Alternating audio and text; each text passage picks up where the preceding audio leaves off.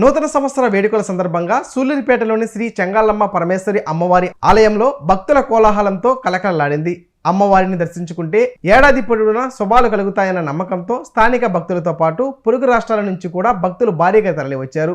ఈ సందర్భంగా ప్రముఖ పారిశ్రామికవేత్త కొండేపాటి గంగాప్రసాద్, కోమలి దంపతుల ఆర్థిక సహకారంతో ఆలయ ప్రాంగణమంతా రంగురంగుల పుష్పాలతో శోభాయమానంగా అలంకరించారు. అమ్మవారిని మరియు ఆలయ సుందరీకరణ చూసి భక్తులు మంత్రముగ్ధులయ్యారు. నూతన సంవత్సరానికి ఈ పుష్ప అలంకరణ ఆలయానికి మరింత వైభవాన్ని చేకూర్చింది. నూతన సంవత్సర వేడుకల సందర్భంగా సూళ్లూరుపేటలోని శ్రీ చెంగాళమ్మ పరమేశ్వరి అమ్మవారి ఆలయంలో భక్తుల కోలాహలంతో కలకలలాడింది. అమ్మవారిని దర్శించుకుంటే ఏడాది పొడవునా శుభాలు కలుగుతాయన్న నమ్మకంతో స్థానిక భక్తులతో పాటు పొరుగు రాష్ట్రాల నుంచి కూడా భక్తులు భారీగా తరలివచ్చారు.